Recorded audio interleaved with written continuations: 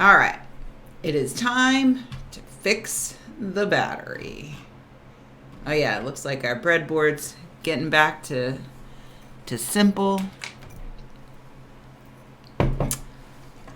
That looks like a different resistor, in fact. Just gonna take all these out. Good. I'm doing pretty well myself. It is finally warm. Hello, Weisenbach.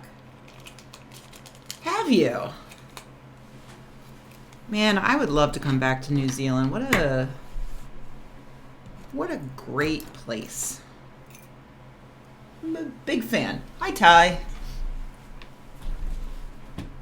I was just thinking the other day about the time that, well, 2 times now, I think, that I've done the glowworm cave tours. And I need to do it again. I gotta go back. One of these days. Just flights are so expensive. From Rescue Shuttle Control. All right. We're showing on our telemetry that you've made great progress in 50% this guy. System. And that's very good. They really are also cool. Noticed, however, that it's having some impact on your power supplies. And so as you are controlling the lights, our next priority is going to be to show you how you can recharge your batteries and get your solar systems up and working. So with that in mind, today's session will be exploring some new techniques and some new methods. There we go. And among the new things that we'll be learning today will be about a new component called a photoresistor. Yay! We'll also be learning a little bit Photoresistor! more about our hero and a new way of getting information from it. This will be the serial monitor. And in addition, we will also be exploring how the hero can provide us with not just digital high and low information, but how we can communicate with it with analog information. So those will be some of the new ideas and the new techniques that we'll be exploring today. And so let's jump right in and see what we can learn. Yeah. I think we'll start first off Well, about this thing called the serial monitor. maybe. I don't know if there are direct flights. Basically been communicating with the hero through My Australian friends of a digital nature through pins on the hero. That's fine. My Australian friends usually have to go through Hawaii to get to Australia. So I don't know how common direct flights from San Francisco are. I don't remember where I went through, because, yeah, like, the last 2 times I went, I was coming from London at one point, and then through Australia. So, all right, let's, okay, hold on. And see what we can learn. I think we'll All right, start first off by talking about this thing called the serial monitor. Right, hold on. We've basically been communicating with the hero through inputs and outputs. I also should open up the GitHub.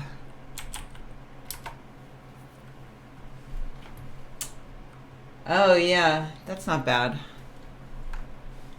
All right, doxing my husband. Let's see. Your stars. Here we go. So this is day 6.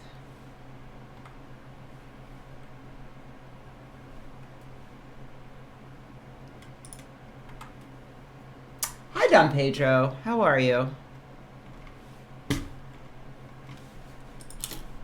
Of a digital nature through pins on the hero. That's fine, but we might like to send information a little bit more rapidly and a little bit more efficiently than we can by simply blinking lights on and off. Fortunately, the hero includes something called a serial port, and we have an ability to control that and to communicate through it. You'll notice, if we switch our attention over to our coding window, that we have in the upper right-hand corner a little icon that, when we hover over it, says Serial Monitor. If we click on Serial Monitor, a new window appears right here. This window will show us text information that is sent to us through the serial port from the hero. And we can control what information that is through commands that we write in our code. You'll notice that in our code block up above here, so far we haven't added anything. Oh, that's funny. Setup routine, which is serial.begin with an argument of 9600. Okay, hold on. I gotta clear out day 5 code, or day 4 code.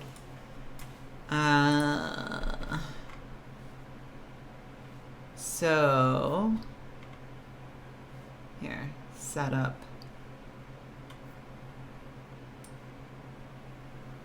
I'm running out of room. I need to kind of rearrange things here.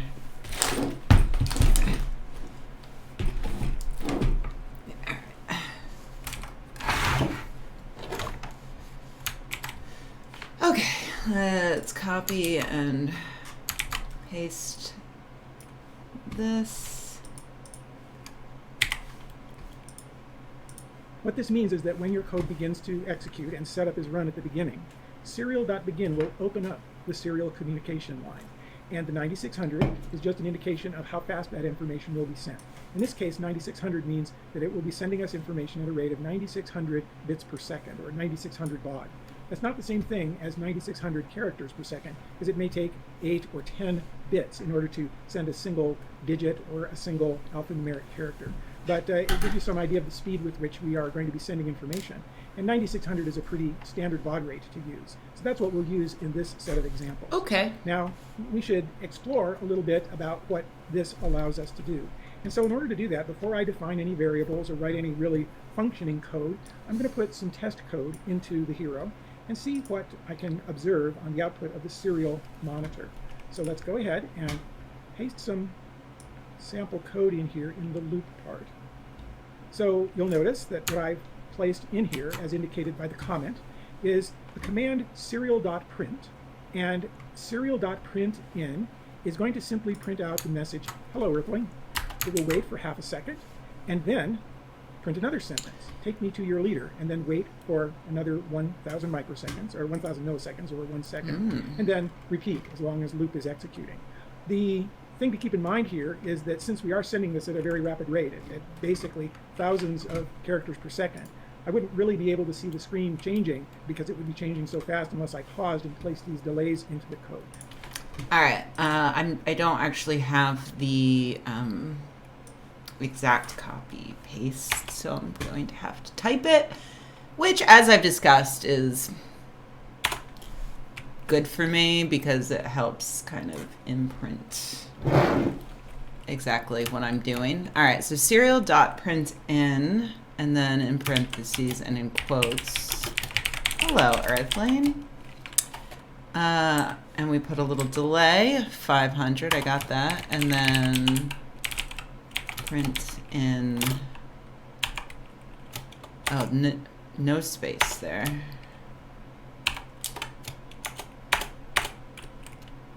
Take me to your leader.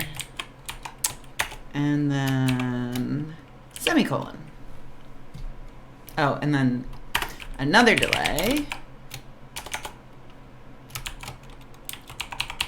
of 1000, semicolon. Okay. So that's the only reason for putting those delays in. Let's go ahead, upload this code, and see what happens as we watch the serial monitor down below. So we upload the code, wait for a few seconds, then uploading, and here we go. So we're now getting communication through the serial monitor. Just as we, oh wait, I have, hold on, I have a wrong thing here. Because I copied and pasted the setup, it's wrong. Okay.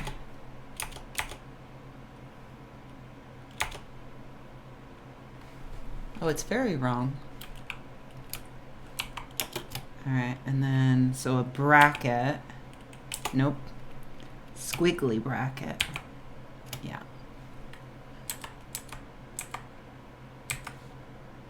And then serial begin 9600. Okay.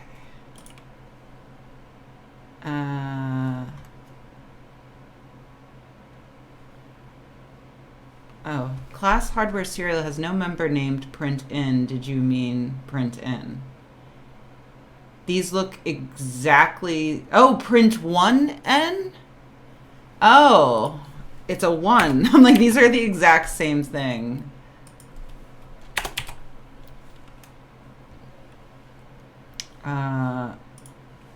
Look at me.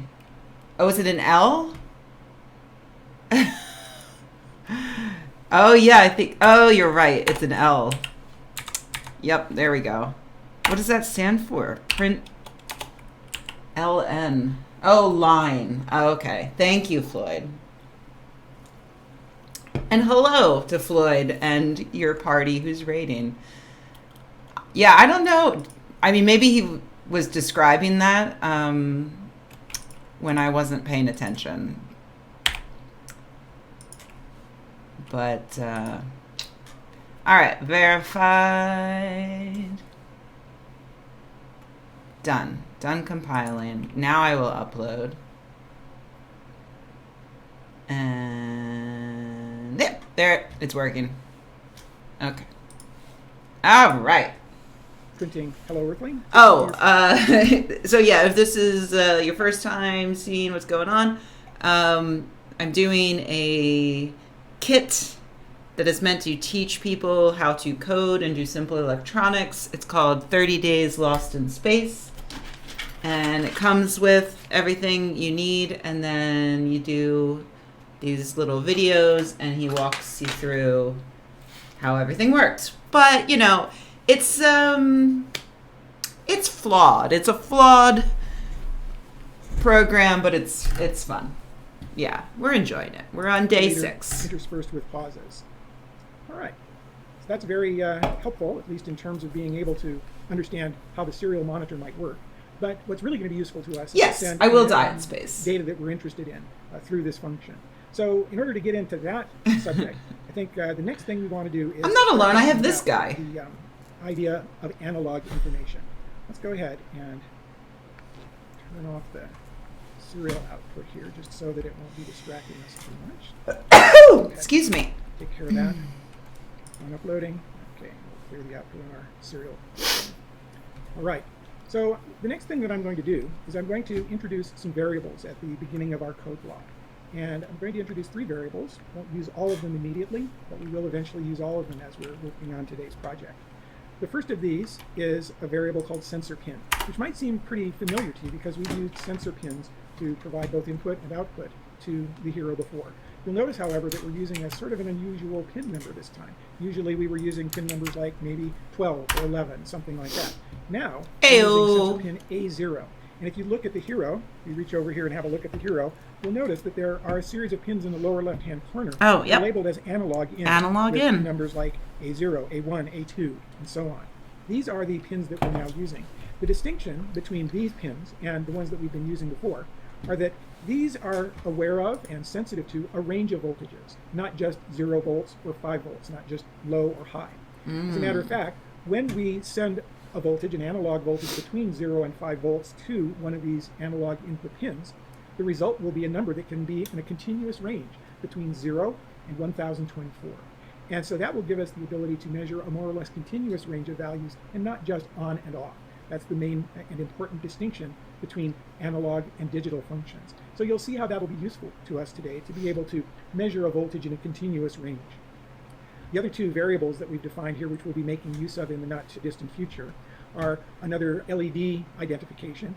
Onboard LED, which is defined as number 13, will allow us to turn on and off an LED that's built into the Hero. It's this one that's glowing right here, right now. And so we'll use that instead of what we've been doing in the past, which is to activate an external LED mounted on our breadboard. Finally, we'll have a variable here called sensor value. Right now it's initialized to value 0, but eventually sensor value will be holding the results of measurement that the Hero performs when we ask it to. So that sort of sets the table for us a little bit. The next thing that we want to do is talk a little bit about this new discrete component that's called a photoresistor. As its name suggests, it's a resistor, not too different from the ordinary resistors that we've seen before, like the one that's mounted here on the breadboard. But what's different about a photoresistor is it doesn't have a fixed value of resistance like this 220 ohm resistor does. It has a resistance that depends on the amount of light that's falling on it. So this particular photoresistor has a very high resistance when it's in the dark, when there's no light falling on it. It might be actually many thousands of ohms of resistance, or even millions of ohms of resistance in total darkness. However, when light is falling on it, it conducts electricity and has a smaller resistance. In this particular case, when light falls on this photoresistor with an intensity that's equivalent to Earth sunlight, its resistance drops to only a couple hundred ohms. Very similar, in fact, to the resistance of our 220 ohm resistor that we have on the breadboard here. So what you can see is that we'll have different amount of voltage drop across the photoresistor, depending upon whether its resistance is much smaller than, much greater than, or comparable to the 220 ohm resistor that it's connected in series with.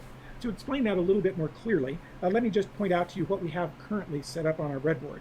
We have our 5-volt source connected through this red wire that connects to one lead of the photoresistor. After passing through the photoresistor, we then connect to the 220 ohm resistor, and then finally, through this blue line, we return back to ground to form a closed circuit. So depending upon what the value of the resistance is of both the fixed resistor and the photoresistor are, some amount of current will flow through this circuit. Now, let's imagine... Hold on, I'm setting up my circuit. Okay, so I've got my photoresistor, and then... Did he say what...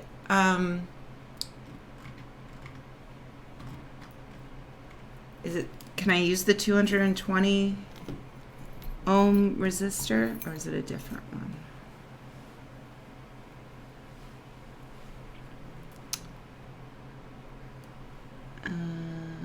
Okay, so then it goes through there, and then through this resistor, and then from the resistor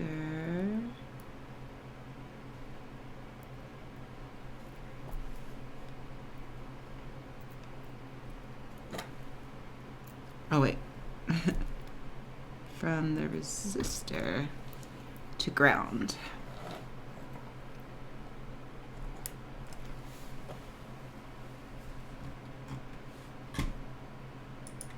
Of the photoresistor. After passing through the photoresistor, we then connect to the 220 ohm resistor. Oh yeah, 220. And then finally, okay. through this blue line, we return back to ground to form a closed circuit. So depending upon what the value of the resistances of both the fixed resistor and the photoresistor are, some amount of current will flow through this circuit. Now, let's imagine for a moment that we're shining enough light on the photoresistor that it has a resistance of 220 ohms, just the same as the fixed resistor that comes next in the circuit. That would mean that of the total 5-volt drop from 5 to ground, half of that would appear across the leads of the photoresistor, and the other half would appear across the fixed resistor. So 2.5 volts, and then 2.5 volts, and down to ground.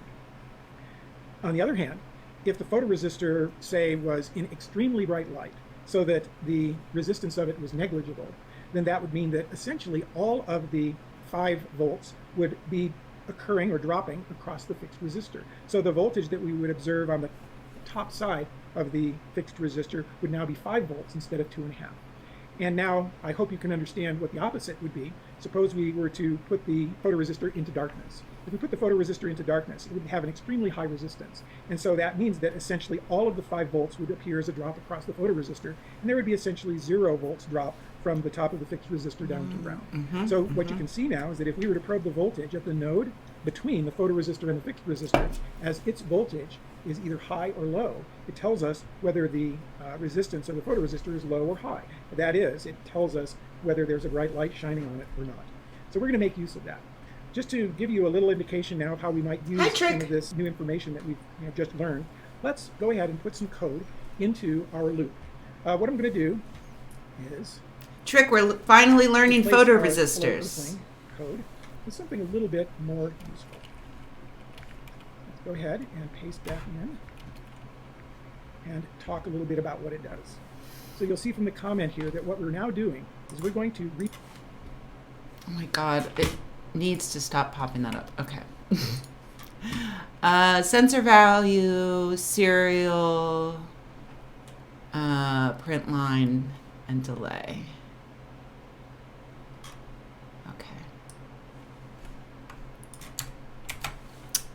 I will have to type some of this myself.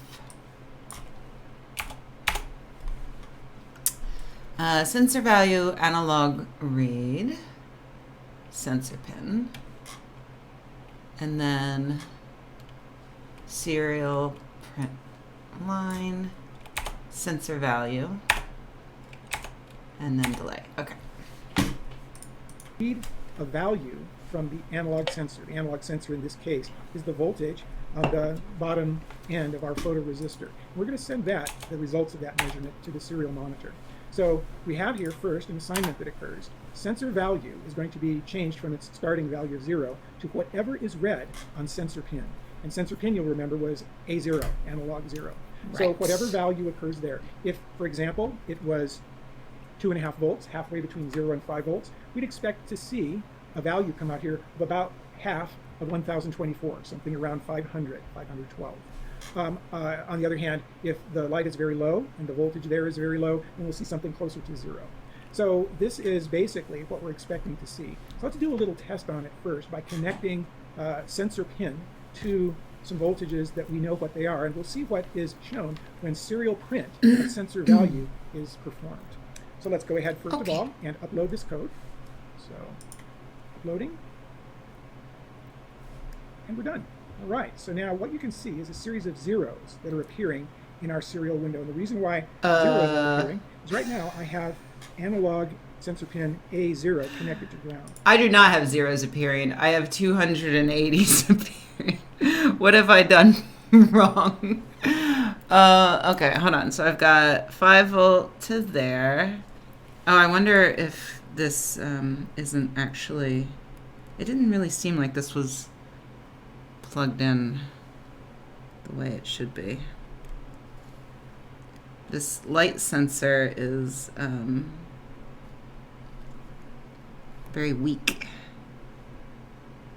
Its little spindly legs are too weak.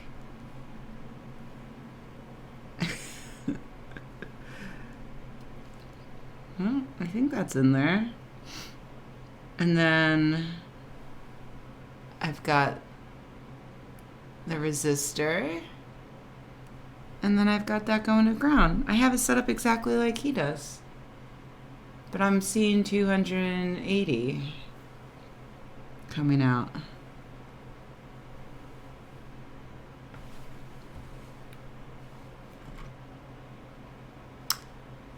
He hasn't told me to put the AO wire in yet.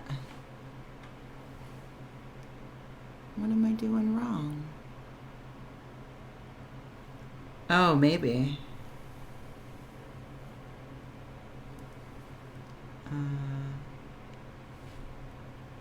No. Am I just doomed to never... bug! To never be able to use a light sensor?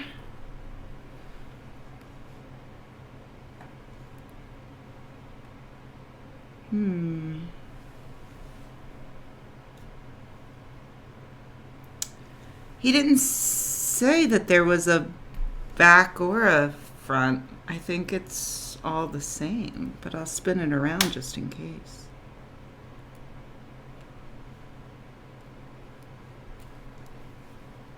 And yeah, so it's the exact same output when I remove the sensor. Maybe it just wasn't plugged in all the way again.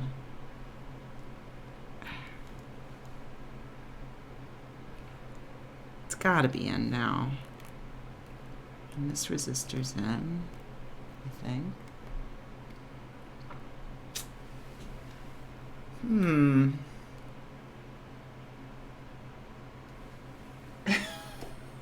God damn it, Weizenbach. I've got bigger problems.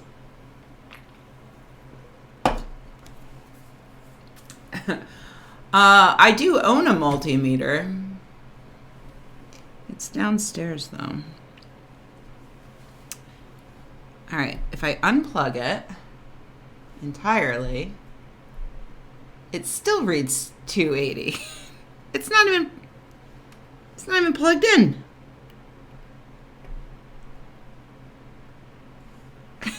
What's going on here? What if I unplug everything? Okay, if I unplug everything, it's still 280-ish. Hey, Royal Blindness. Yeah, I think I did. I think I invented a perpetual motion machine.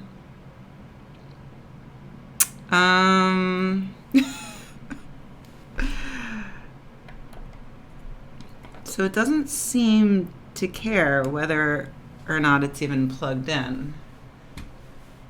Let me make sure the code is right. So sensor pin, onboard LED, sensor value. Serial begin 9600. Sensor value, analog read, sensor pin. Serial print in, sensor value, delay 500. When serial print of sensor value is performed. So let's go ahead first of all and upload this code. So uploading. And we're done. All right, so now what you can see is a series of zeros that are appearing in our serial window. The reason why zeros are appearing is right now I have analog sensor pin A0 connected to ground. So let's take this orange wire. Oh, wait, why didn't you fucking say that? Why didn't you open with that?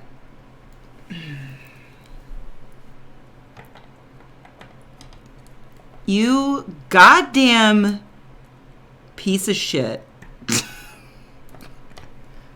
Boom. Now I have zeros. Why didn't he...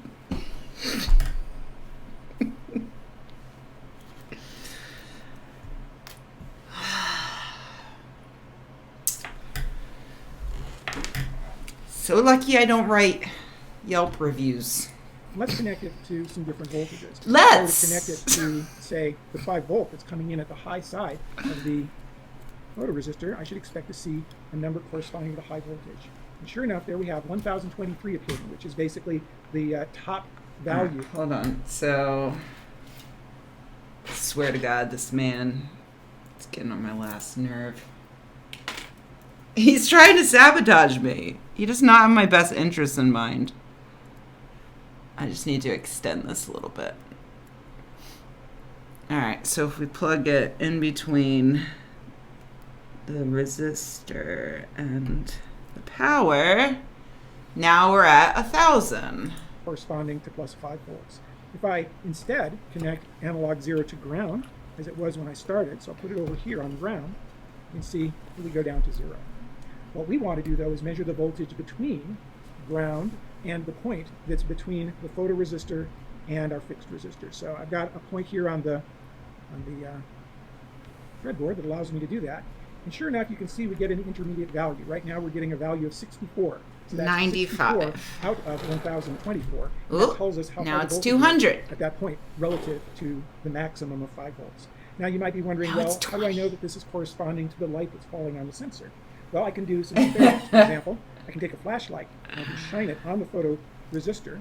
As I shine a flashlight on the photoresistor, I see the counts, that is the value, rise up to 400 and more. So that tells me that I am indeed measuring light input. I can also do the opposite. I take a cover, place a cover over the sensor, place the it thing in fell out of the ground. Okay. Okay. I do that, and see I drop down to a value very close to 0. Not quite exactly 0, but not perfectly dark in there. So I've accomplished part of what I wanted to accomplish so far. That is, I've succeeded in getting the Hero to accept analog information, that is the Yay, voltage I did it. output by my photoresistor circuit. And I've also succeeded in transferring that information through the serial monitor in a numerical form that could be used by me or used by someone who needed that information. This is important flamingula So testing. not the last of what we want to accomplish today, although that is fairly important. The next thing that we want to do is add an additional feature to our circuit. You'll remember that a few minutes ago we talked about having an additional variable that we defined here that identified the onboard or the built-in LED light on the Hero. That's number 13. Hi, empty. We can now use some logic, use some code within our loop function to not only send information about the brightness of the light that's falling on our sensor to the serial monitor, but we can also use that to flash an LED on and off and give us an immediate visual indicator of the state of, say, charge or discharge of our batteries as they are being charged by solar panels. The next thing we'll do is insert code for the Hero to execute that will actually use the information coming in on the sensor and then use that not only to print information out on the serial line, but will also control the blinking of the lights on the onboard LEDs on the Hero. Now, in order to do that, we have to now make use of the onboard LED ID number. You'll notice up here that we've identified onboard LED as 13. And so we can't forget that we have to now make pin number 13, in other words, the onboard LED. We need to make that into an output. So once at the beginning of our run, we're going to need to go to setup and insert the pin mode command as we've done before. So let's go ahead and add that to our setup code right here. Oh. All right, we now have pin mode, onboard LED as an output as we need it. Okay, now we need to modify the code in the loop function. So not only are we going to basically send information to the serial port, but we also need to control the built-in LED. So let's go ahead and replace the code that we have here with the modified code. Let's examine it a moment and see what it's doing. The comment tells us that we're going to pulse the built-in LED, not for a fixed time now, but for a time that's determined by the results of the sensor output. And so you can see that the first thing that we do here is that we measure, using analog read, the value of the voltage on the sensor pin. That will be translated into a number between 0 and 1023. Sensor value now is the variable that holds that result. And we'll use that to call digital write on the onboard LED. So we'll call digital write, turn it on, and then wait for a delay equal to sensor value. So if the light is bright, the LED will stay on for a long time. And if the light is dim, it will be on for a smaller number of milliseconds. Then we call digital write to turn the LED off. Once again, wait for sensor value, and then we would repeat this over and over again. First, before we repeat in the loop, we'll execute the code that we had before, which is to send through serial port using the function print line the sensor value, and then wait a little bit, and then return to the top of the loop. So okay, delay so is going to be sensor complete, value. we should have everything that we need. So we'll go ahead, we'll upload the code, and see how it performs. Uploading now. He doesn't have us verify Uploading it, is which I complete, feel like we should. and we are getting personally. numbers coming through Okay. on the serial monitor as we expected. So now it's Sort of comparable blinking. to the light level numbers that we were seeing before. I should be able to increase those numbers by shining a flashlight on the photoresistor. And indeed, just as before, we get a higher number with the Oops. flashlight on, we get a lower number with the flashlight off. But now we have an added indicator. We can see here that the onboard LED, corresponding to output 13, is now flashing at a rate that's determined I don't know by if you can see the that. light falling on the photoresistor. And so you'll notice that when I shine the flashlight on the photoresistor, the blinking is now slow. In other words, it's on and off for a long time. And when I remove the flashlight, it goes back to blinking more rapidly. That is, on and off for a shorter period of time. Sort Before I of, Royal cover up the Flyness. sensor, and I should expect to see the blinking become much more rapid. As a matter of fact, as I cover the light up more and more, the blinking becomes so rapid that eventually I can't even detect it flashing on and off anymore, because it's basically going on and off too rapidly to see. But when I let the light back on the sensor, I see it blinking again. I'll explain So, in a second. we have succeeded in what we set out to do here. We've learned about how to use the serial monitor. We've also learned about how to use analog inputs into the Hero. Nice. We'll build on this knowledge next time as we try to add additional logic to our code that will be relevant to our problem at hand, which is monitoring the state of charge of our system on the shuttle. And so until next time, please remember, build everything and be safe. I forgot to pause it. Sorry. I forgot to pause it. So yeah, I wanted to do this lesson, this game, in general to learn. No, the kit didn't come with a flashlight. We're expected to provide our own. I did want to generally learn programming beyond what I already know, which is just, HTML, CSS. And I wanted a better understanding of electronics.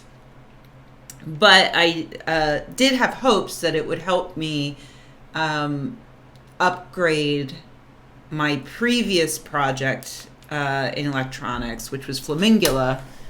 I need to bring up her sister, Flamingula 1.0. This is Flamingula 2.0, who is in progress. So Flamingula 1.0, I replaced her plastic eyes with red LEDs that I connected to a battery pack that I hid in her tummy. but it was a little, I just hit myself in the face with Flamingula. It's a little annoying because I would have to go outside and manually turn the battery pack on and off, at nighttime. So I wanted 2.0 to be able to, not have me do that. And so my first attempt was a Wi-Fi switch, which I ordered a couple and they arrived, and I realized eventually that it wasn't going to work because they require way more power than a couple of AA batteries. They're made to hook into the main electricity on your house. So then I came up with the idea. Flamingula already showed a thirst for violence. It's true. You got to look out for her. So then I came up with the idea, or more likely somebody told me, I don't remember, but to have a light sensor that would automatically turn off as the sun rose. So I was so impressed with myself for being able to figure out how to, I learned how to solder and stuff, and I learned how circuits worked. So I was like, well, this should be easy. I'll just add in a light sensor. And then I soldered everything together and it didn't work. And then I decided I needed a transistor. So I bought some transistors and soldered that in, and it still didn't work. And so this is the mess that resulted. And that's when I realized, I should get a breadboard so I don't have to keep wasting all this time soldering stuff. But then when I looked up breadboards, it was just confusing again. I didn't know how to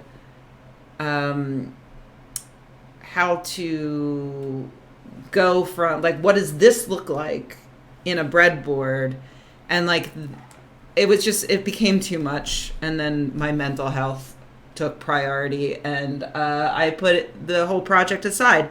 But then, I got an Instagram ad for this, sent it to my husband. He bought it for me for Christmas, and now I'm finally getting around to doing it. And so my hope is that by the end of this kit, if not sooner, I will be able to set up my ideal Flamingula setup on the breadboard to test it, and then solder everything together. So, yeah, exactly, Linus. It's a minor thing, but, it's an opportunity for more learning, which I do enjoy when I'm in a good place mentally. So, it took me a couple of months, but I am now in that place. Thank you, Stephen. I suspect I will. This isn't a perfect program, obviously, but it is helping me internalize some things that I had trouble internalizing before. So, I'm cautiously optimistic. All right, let me save and close this. That was fun. So it looks like tomorrow, I guess that was fixing the battery somehow. I don't really know. But, so tomorrow we're going to learn, I don't even know what. Maybe we'll get more into the programming part of things, because so far it's been more electricity based. So there's also, oh cool, yeah, let me know, Royal. There's also, I got an email saying that there was a secret extra challenge that we can do. But I decided to just skip that and continue on with this. But we can go back and do the bonus stuff another time. It is like, it does seem like a pretty good value. Like there's a lot of lessons, and I like being able to kind of go at my own pace. So yeah, and I'm looking forward to getting more into the programming part, but I think that part will require more off-stream learning time, you know. Like I'm gonna have to sit down and probably do some reading and stuff. So all right, so I am going to end it there. Short stream, I know, but it's really beautiful outside, and I'd like to go out and wander around my yard. So I'm going to do that. Programming note I mentioned at the top, but not everybody was here yet. Friday, I'm taking the day off to do a hike. So we will be skipping creative day number 2 again. But eventually, creative days will be used for Flamingula, I think. So, all right. Thanks for joining me. I will see you guys tomorrow. Oh, thank you, Royal Finance. I will look into that, according to Pete on the Spark Fun YouTube channel. Okay, cool. Thanks. All right.